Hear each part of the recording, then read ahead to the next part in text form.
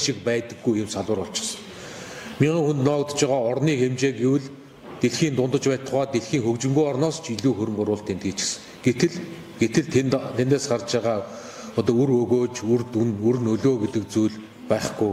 Тэр тусмаа эмнэлгээс гадуур нас барж байгаа иргэдийн хувь хэмжээ асар өндөр болчихсон. Эмнэлгээс гадуур нас барж байгаа иргэдийн энэ тогтолцоо даатгал санхүүжилт ингээд олон зүйлийг ярихад ингээд асар их тийм асуудалтай ийм салбар болчихжээ. За мөн зарим тоо баримтууд ингээд яригдсан. Өнөөдөр эрүүл мэндийн салбарт ажиллаж байгаа ажилтнуудын дундад улсын дундад цалин 2.5 сая төгрөг байгаа. Энэ өдөрт саяны нэмэгдлүүд ороод шүү. 2.5 сая төгрөг. Монгол улсын дундад цалин 2.7 сая төгрөг. Тэгэхээр Монгол улсын хэмжээний дундад цалингаас эрүүл мэндийн салбарын дундад цалин бага байна. Монгол улсын хэмжээний дундад цалингаас боловсролын салбарын цалин бага байна. Гэсэн чинь одоо боловсролын сайдаас эхлээд олон хүмүүс боловсролын салбарын дундад цалин хэд байгаа гэдэг дээр тоо баримт хэлдэг, зөрүүтэй тоо хэлдэг. Бараг одоо мэдэхгүй гэхэд хэлсдэхгүй юм. Салбарын сайд нар салбарынхаа цалин мэддэггүй. Одоо ийм л нөхцөл байдалд очичихсан тооцоо аргачлалын зарим зүйлүүд байдаг байх. Яг одоо энэний дээр гэхэд бас одоо эмгэнэлтэйч гэмээр аль эсвэл зүгээр одоо ямар гэдгийг цалин дээр бас санал гаргаж болохоор санагдаж байгаа. Энэ нь жишээ нь Монгол улсын нийт иргэдийн ажил хийж байгаа иргэдийн дундад цалин 2.7 сая төгрөг байдаг бол ер нь энэ улсын хурлын гишүүн гэдэг хүмүүс улсын хурлын гишүүд энэ ард иргэдийн төлөөлөл юм бол Монгол улсынхаа иргэдийн дундад цалин улсын хурлын гишүүд авдаг бол ямар вэ? Монгол улсын дундаж ажил хийж байгаа дундаж иргэний цалингаар улсын хурлын гишүүн цалинж байгаа. Салбарынхаа дундад цалингаар салбарын сайд цалинждаг байвал ядаж цалингаа сайн мэддэг юм биш үү чинь. Монгол улсын дундаж иргэний цалин улсын хурлын гишүүд мэддэг. Энэ цалинг яаж нэмэгдүүлэх үү гэдгийг энэ бүтээмжтэй бүтцийн өөрчлөлтөө яаж холбогдох уу гэдгийг төрийн бодлого шийдвэрт тусгадаг. Жишээ нь одоо ингээ харуул би та нарт зарим тоонууд хэлье. Хамгийн өндөр нь уул уурхайн салбарын дундад цалин 5 сая төгрөг юм байна. Тэгвэл уул уурхайн сайд одоо салбарынхаа дундад цалин авдаг. За ингээд энэс доош бол тэгээд хөдөө аж ахуйн салбар 2.1 сая гээд гих мэтэр энэ улсын дундад цалингуудыг ингээд сар бүр гаргадаг, өдөр гаргадаг статистикуд байна. Тэгээд ийм одоо зүг гэхэд хаашаа. Тэгвэл нэг ийм одоо бодлогын шийдэл хүртэл одоо энэ гаруул яасан бэ гэдэг зүйл болсон гэж яригдсан. За нэгдүгээрт нь, хоёрдугаарт нь улс төрийн намын тухай хуулийн санхүүжилттэй холбоотой бас ингээд энэ дээр асуудал бүхий хууль орж иж байгаа. Улс төрийн намын тухай хуулийн хэрэгжилт энэ оны 12 дугаар сарын 31-ний өдрөөр одоо намууд дөрвөн хөтөлбөрөөр нийцүүлэх ёстой. Нийцүүлж дуусгаас өмнө нэр бүхий гишүүд энэ хуулийн төслийн өөрчлөлтийг өргөн барьсан. Энэ нь одоо яг энэ хуйлтай холбоотой хуулийн санхүүтэй холбоотой заалтууд одоо үндсэндээ төрөөс өгж байгаа санхүүжилтийн 50%-аас ихгүй хэмжээний орлогыг л улс төрийн нам олох ёстой гэдэг утга агуулга бүхий заалт байсныг одоо энийг өөрчлөе гэж байгаа. Үндсэндээ ардын намын зүгээс гарч байгаа санаачлах. Тэгэхээр энэ юу гэсэн үг вэ? Тэднийх олдог орлого ихтэй, хөрөнгө мөнгө ихтэй, төрөөсийн орлого ихтэй, том байшинтай. Энэ эднийх өөрөө улс төрийн нам гэхээс аж ахуй нэгж шиг ийм байгууллага болоод хувирчихсан. Тэгээд энэ орлого нь энэ хуулинд нийцэхгүй их хэмжээний орлоготой учраас энийг нэг дансаар авдаг байсныг олон дансаар авдаг болгоё. Их зэрэгээр хуулинд нийцүүлэхгүй ийм одоо нэмэлт өөрчлөлтийг өргөн барьж байгаа. Тэгэхээр энэ бол үнэхээр бас зүүд нийцэхгүй зарчимгүй шаардлага юм а гэж бас хөлийн гишүүд бас энэ дэр байр суурь илэрхийлсэнийг бас одоо та бүхэнд хэлье. Мөн улс төрийн намын ер нь өнөөдөр гарч байгаа энэ Монгол улсад гарч байгаа авилга хулгайн асуудал олон зүйл төрийн өмчтэй холбогддог. Дахиад энэ нэг алхах юм бол улс төрийн нам руу энэ утасны үзээр орох нь тодорхой. Тэгэхээр нөгөө улс төрийн нам чинь өөрөө энэ улс төрийн намын тухай хуулийг хэрэгжүүлэхгүй бид нэр өөр аргаар орлого ашиг олдог баймаар мөнгө цуглуулдаг баймаар манай гэнт хэрэгээ харсан чинь манай орлого ер нь намын хуулинд нийцэхэргүй их орлоготой нам болчих. Энийг улам хаацаалж улам гоё болмоор байна гэсэн агуулга бүхий заалтыг бас энд ингээд оруулсан ийм зүйлүүдийг бас хэлэлцэж бас байр сууриаар ярилцсан гэдгийг бас хэлье. Тэгээд бусад асуудлуудаар ингээд гişүүд байр сууриа илэрхийлж саяны тэр хуулийн ажлын хэсгүүд бид нар өнөөдөр ингээд улс төрдөр ингээд зодолдож байгаа хүүд алуун тушаалын төлөө ирэх хэрэгчд юу болж байна. А энэний хажуугаар эрүүл сарвал бид нар бодлогын асуудлууд руу арчсан анхаарч ажиллах ёстой. Сонгуулийн хуулийг илүү зөв шударгаалгахад сонгуулийн хуулийг илүү иргэд оролцоотой болгоход, саналаа чөлөөтэй өгдөг болгоход чиглэсэн төрийн албаны хуулийг засаг захиргааны хуулийн дагуу юу жишээ нь орон нутг руу ирэх мэдл шилжиж чиглэсэн заалтуудыг ач холбогдол өгж ажиллах зүйтэй гэдгийг шийдсэнийг хэлье. Та бүхэнд асуулт байвал хариулъя.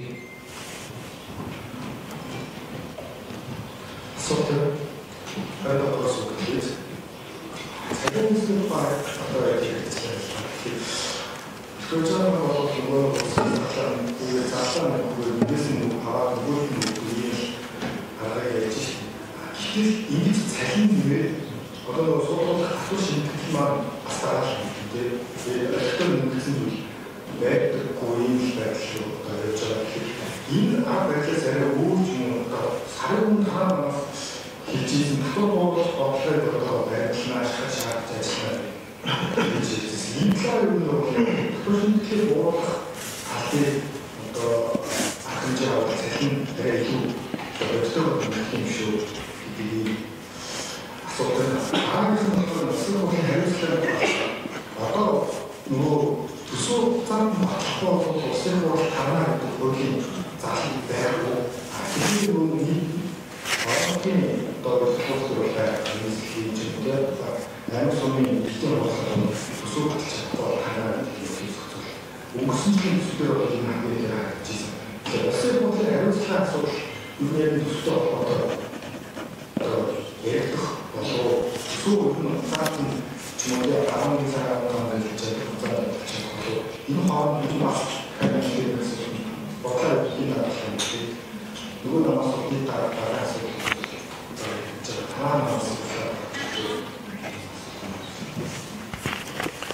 за төгсгөлөөс нь хариулъя. За тэгээд дэд дарахтай холбоотой асуудал улсын хурлын дотоод үйл ажиллагаатай холбоотой шийдэл нь гараад хэлцэх асуудалд ороод явах байлгүй дээ. Тэр бол бас энэ олонхтой холбоотой асуудал. Ер нь та бүхэн харж байгаа. Сүүлд бас Монгол Ардын намын зарим гишүүд ер нь энэ Монгол Ардын нам улс орныг төрийн удирдлагын ингэж завхруулж байгаа холбоотой энэ буруу нарчсан нам гэж зарим гишүүд дуурна лээ. Үнэхээр энэ үгний цаана эмгэнэлтэй, энэ үгний цаана Монгол Ардын нам ард түмний сандаар олон холсон юм бол олон холсон нам засаглаж чадахгүй байна гэдгийг л олон түмэнд зарлж байгаа л нэг хэрэг. 68 суудал аваад олон холдож үндсэн хуулийн дагуу олон хол засаглаж байгаа нам ерөөсөө биднээс болсонгүй цөөнхөөс болж байгаа асуудал гэж байгаа юм бол энэ бол өөрснөө бид нэр олон холж засаглаж чадах чадамжгүй болчлоо бид нар засаглах чадамжгүй болчлоо гэсэн ийм л дүгнэлт хийцгээж байгаа юм байна да гэж одоо харахад болж байна. Яг одоо өнөөдрийн улс төрийн нөхцөл байдлыг харахад Монгол Ардын намынхныг харахад эдгээр зүгээр албан тушаалын төлөө тийм галзуурлын байдалтай ийм л улс төрийн хүчийг өнөөдөр зогсож байна. Юун дээр өөрийн чи ярьж байгаа тэр төсөв төлөвлөгөөг бодож байгаа юмд нь энэ дотор нэгч байхгүй. Төсөв одоо үндсэндээ эх 7 хоног гэхэд эх 7 хоног төсөв батлагдах ёстой. Одоо 2 дугаар хэлэлцүүлэгч дуусаагүй. Ийм байдалтай энэ 7 хоногт төсвийг хэлэлцүүлэх байна уу байхгүй юу? За ийм байдалтай. Тэр цалингийн нэмэгдэлтэй холбоотой асуудлаас та бас ерөнхийдөө санааг нь хэлчихлээ. Цалин нэмнэ гэдэг чинь их усргүй цалин нэмнэ, бүтээмжгүй, бүтцийн өөрчлөлтгүй, менежментгүйгээр аливаа цалин нэмнэ гэдэг чинь энэний цаана татвар нэмэгдэж идэг, энэний цаана дахиад үнийн өсөлтөл явагдаж идэг, инфляц явагдаж идэг. Цалин 3 төгрөгөөр нэмлээ, үнийн өсөлт 4 төгрөгөөр бараг нэмэгдээд энэ нэмсний ямар ч хэрэгцээ шаардлагагүй. Энэ бол ийм учраас бүтцийн өөрчлөлтийн дагуу, шинжилтийн дагуу энэ улс оронд чинь ингээд уялдаа холбоотойгоор энэ асуудлыг авч үзэх ёстой болохоос биш ингэж ийм өрөөсгөлөөр асуудал танддаг. Ер нь асуудалд өрөөсгөлөөр өнөөгийн эрх хэрэгчдийн зүгээс хандаж байгаа ч юм байхгүй зүгээр өхнийг орхичихсан ийм байдалтай нөхцөл байдал явж байна. Тэгээд татвартай холбоотой олон зүйл дээр ардсан намын зүгээс маш тодорхой байр суурьтай татвар буурах ёстой. Иргэд өөрөө өөрснөө орлого олох боломж нь нэмэгдэх ёстой гэдэг ийм л байр суурьтай ардсан намын бүлгээс хоёрч гишүүнээс санаачлах гараад одоо нэгтгэгдээд бид нэр өргөн баригдаж байна. Эдийн засгийн эрх чөлөөний тухай хуулийг татварыг хэрхэн бууруулах, төрийн зохицуулалт дарамт ачааллыг бууруулах тухай хуулийн төслүүд ингээд өргөн баригдахад бэлэн болоод явж байгаа гэдгийг бас хэлье. Энэ ардын намын бүлгээс сая мэдээлэл хийхдээ багшны цалин үе шалтгаан нэмэгдүүлнэ гэсэн. Эмчний цалин бол бас адилхан 3.5 сая болдог гэдэг авчихсан 10%-аас илүү нэмэгдэхгүй юм шиг байна та.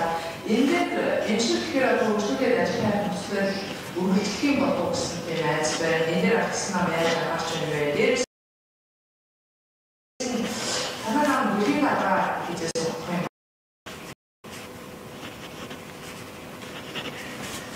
За энэ цалингийн асуудал дээр би бас түрүү ерөнхийдөө санаагаа хэллээ.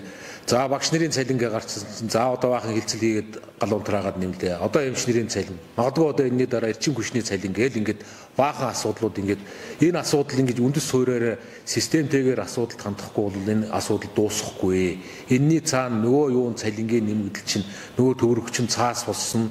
За ийм л нөхцөл байдал руу ингээд одоо нөгөө чөтгөрийн тойрог гэдэг шиг юм руу орхон тодорхой болчихлоо. Энэ юу? Энэ улс орныг бодлогогүйгээр зүгээр л тэр нөө хаалганы ард карман дотроо наймаа хийж улс орныг ингэж хаалттайгаар увайгүй өдөрдөж ирсний л одоо үр шан одоо энүүдэр ингээд гарч байна. Тэгээд цалин дээр түрүүн хэлснийгээ давтаад хэлье.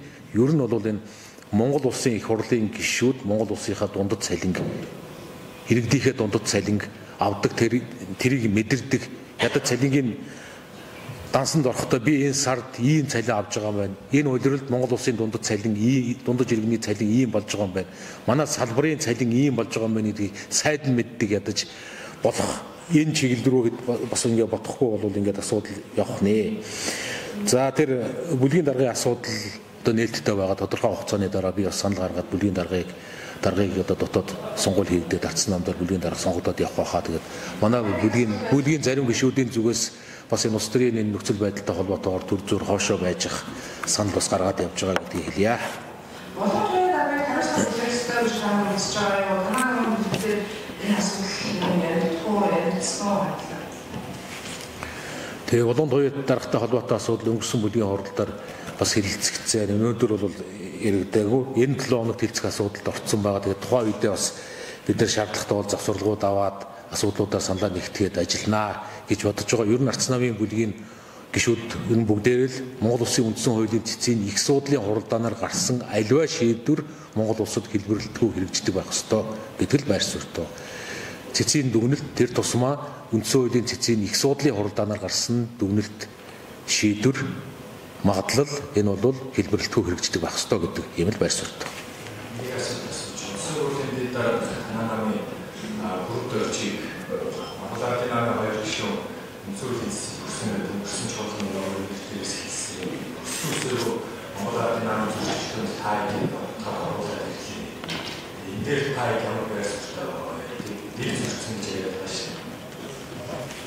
Ер нь өнгөрч байгаа үйл явцыг харахад ардчилсан нам болоод Ардсан намын бүлгийн зүгээс тэнцвэртэйгээр зарчмын арчилсан шудраг осны талд шийдвэрүүдийг гаргаж зүй ёсны шудраг осны шаардлага тавьж бас энэ улсын хурлын үйл ажиллагааг төрөв засгийн үйл ажиллагааг гацаахгүй байх, гацаанд орвол гацаанаас гаргах гэдэг энэ зарчмын байр суурийг өргөлж өнгөрсөн цаг хугацаанд тэр тусмаа энэ наврын чуулганы үеэр онцгойлон баримталж ирснийг бас хэлүүлэлтгүй мэдж байгаа хаа гэж бас бодож байна. Улсын хурлын дарга Пүрэвдөөж даргын хувьд бас яг өнөөдөр улсын хурлын дэд даргын үүрэг гүйцэтгэж шийдвэр гаргах одоо үүргийг хүлээгээгүй. Тэгвэл бас улсын хурлын үйл ажиллагаа хэвээ явуулах одоо бүхий л боломж бололцоог эрэлхийлж Пүрэвдөөж дэд даргын хувьд ажиллаж байгаа. Тэр цэцтэй холбоотой асуудлыг бол нарийн сайн мэдэхгүй байна. Ямар асуудлаар яаж юу өгснийг. Ерөнхийдөө нөхцөл байдал бол Пүрэвдөөж дэд дарга энэ улсын хурлын үйл ажиллагаа, улсын хурл гэдэг чинь өөрөө Монгол улсын төрийн эрх барих дээд байгууллагын үйл ажиллагааг хэвийн бас улсын хурлын болоод эгийн тухай хуулиуд үндсэн хуулийн дагуу явуулахад бүхий л хүчин чалмаарт гаргаж ажиллаж байгаа гэдгийг бас онцгойлон тэмдэглэж бас хэлье. За ингээд өөр тэр ажлын хэсэг гарсан бэ. Ажлын хэсгийн гишүүд ер нь Ардсан намын ажлын хэсгийг 2.3 төгрөг борлуулсан цаг хугацаанд зохицуулах гэдэг ийм мэдээлэл өгсөн. Ер нь энэ ажлын хэсэг яг төсөв дээр хангалтын бодбор цаасан дээр буулгасны юм зүйл байх юм болоо. За юуны давхар төрийн цонхон болох усгал зардлын бууруулах дээр Ардсан намын бүлэг ямар нэгэн бодлогын хөлбөр шийдэх юм байна уу? Одоо танай намын бүлгийн зарим гишүүд бас энэ машины тоо бууруулах ч юм уу, тоног хөрөмж хасах янз янзын зүйлс яриад байна л да. Тэр цаасан дээр буусан ийм хөлбөр юм байна уу? За тэр төрөмж компаниудын тоо бууруулах дээр нь яг бодит ажлыг болж байгаа юм байхгүй. Шүрхч ингээд юм шахах зүйл ажиллах юм уу? За татвартай холбоотой төсөв дээр нөөтийн нэг хуулийн төсөл орчихсон. Нэг сая төгрөгөөр олохтой иргэдийн нөөтийн төсөл олохыг 5% болгоно. Үүнээс өөр ийм татвартай холбоотой ямар нэгэн өөрчлөлт байхгүй. Энэ хууль ямар байр суурь За төсөвтэй холбоотой ажлын хэсгийг арц намын бүлэг дотроо төвшин гишүү ахлаад бүлэг дээр дүгнэлтэд танилцуулсан бас олон нийтэд бас зарим мэдээллүүд нь файлаараа бас би гарсан байсныг бас тухайн үед харж байсан. Төвшин гишүүний танилцуулсан ажлын хэсгийн дүгнэлтээр Монгол улсын төсвийг танах боломж бололцоо дүүрэн байна. Дүүрэн байхдаа төсвийг нэмэхгүйгээр энэ цалин болоод зохицуултуудыг хийх боломж бололцоо төсөв дотор хангалттай байна гэдэг ийм дүгнэлтийг л танилцуулж байна. Цалин нэмнэ гэдэг нь татвар нэмнэ гэсэн үг биш ээ. Цалин нэмнэ гэдэг нь төсвийн нийт хэмжээг нэмнэ гэсэн үг биш ээ.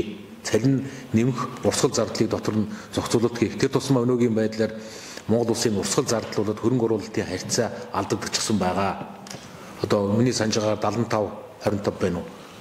Энийг хөрөнгө оруулалтын хэмжээгч дахин нэмэгдүүлэх шаардлагатай урсгал зардлын хэмжээг илэрхийлэх болсон гэдэг олон байр суурьуудыг бас илэрхийлсэн дүгнэлтийг танилцуулаад явж байгаа. Төрийн өмчт аж ахуй нэгждэр арц намын зүгээс төрийн өмчт аж ахуй нэгж, ерөнхий төрийн өмчт аж ахуй нэгж дахиад энэний цаана уул уурхайн салбарын аж ахуй нэгжүүдтэй холбоотой бүр цогц асуудал зөвхөн төрийн өмчт аж ахуй нэгж биш.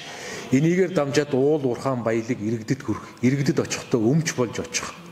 Зүгээр халамж тарааж одоо өмнөх жилүүдэд явж байсан тэрнийг ийм халамжийн санал худалдаа авалт биш ээ. Энэ бол иргэдэд өмч болж, хувьцаа болж очих ёстой гэдэг байр суурь бүхий үндэсний баялагын сангийн тухай хуулийн төслийг арц намын бүлгээс өргөн бариад өмнөгч болгон татаа авчихсан хуулийг бид нар дахин бэлдэж байгаа. Шинэ энэ хуулийн үзэл санаа бол одоо тэр манайхан томоохон аж ахуй нэгж гэдэг стратеги орд гэдэг энэ ордуудаар шинэ 1072 хувьцаа хэрхэн өмч болох юм. Одоо зүгээр дансны бичлэлт байгаа.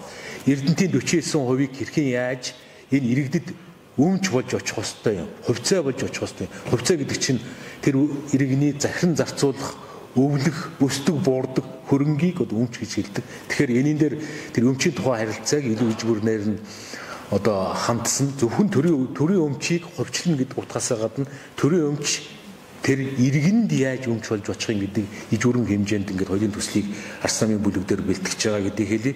Тэр татвартай холбоотой танахаас ямар жишээ нь одоо би гэхэд засгийн газраас санал авахаар нөөтийн хуулийн өөрчлөлтийг өргөн барьсан байгаа. Энэ ямар утга агуулгатай вэ гэхээр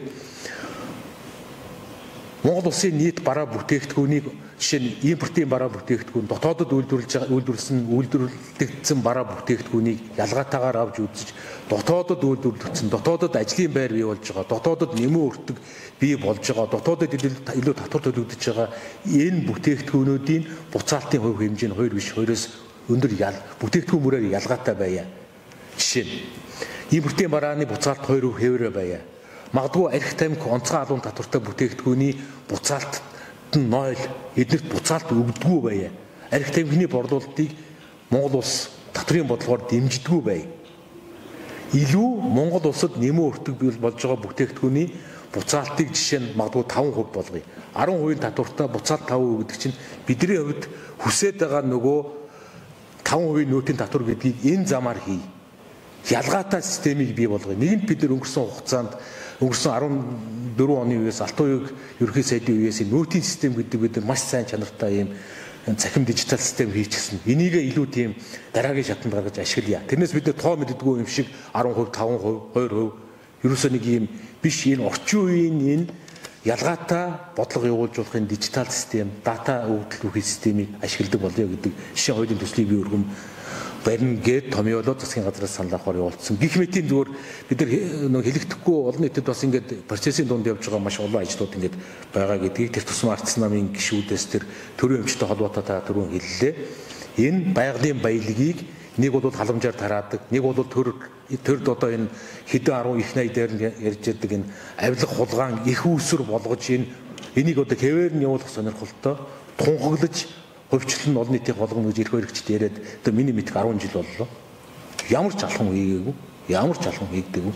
Тэгэхээр энийн дээр жишээ нь одоо арц намын бүлгийн зүгээс тэр үндэсний баялагын сан төрийн өмчт аж ахуй нэгж уурхайн аж ахуй нэгжийн нөгөө тал нь одоо нэг асуудлын хоёр тал нь үндэсний баялагын санд олон нийтийг ард иргэдийг өмчтэй болгох, чинээлэг болгох, баян болгох бодлоготой уялдуулах ёстой гэдэг ийм одоо үзэл санаагаар асуудлууд ажил хандж байгаа гэдгийг бас хэлье. Жишээ нь одоо тодорхой хэлэхэд Эрдэнэт төгөлдрийн 49%-ийг жишээ нь ард иргэдэд яаж тэгвэл хувьцаа хэлбэрээр очих ёстой юм бэ? Энэ бодлогыг бид нар харж тавих ёстой гэж үзэж байгаа.